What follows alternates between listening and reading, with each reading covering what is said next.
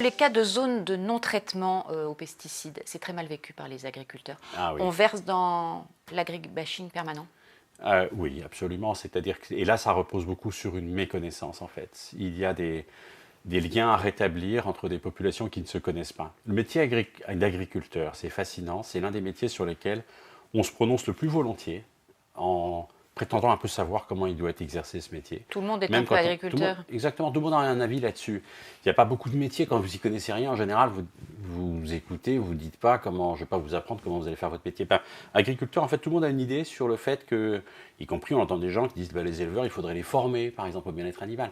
Ce qui est aberrant. C'est un métier qui est très technique, qui se fait sur le long terme, qui s'apprend en un très grand nombre d'années, qu'on n'arrête pas d'améliorer. Donc, il y a un problème de méconnaissance. Il faut mettre en relation des urbains qui ne connaissent plus ces métiers-là avec des agriculteurs pour qu'on fasse baisser les passions. Cette histoire de zone de non-traitement, typiquement en Ile-de-France, si on fait ne serait-ce que 15 mètres, mais c'est des zones, ça va devenir des dépotoirs.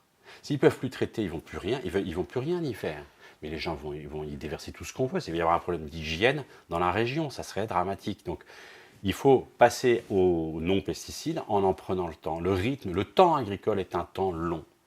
Un verger, c'est un business plan à 30 ans. Mais en même temps, à l'approche des municipales, est-ce qu'il n'y a pas beaucoup de maires qui vont tenter de verdir leur programme et notamment de prendre des arrêtés divers et variés, notamment sur ces zones de non-traitement? Je le regrette. Il y a probablement aussi des listes qui vont prétendre bâtir des cuisines centrales avec un lien direct avec les agriculteurs sans se rendre compte qu'en termes logistiques, ça coûte une fortune.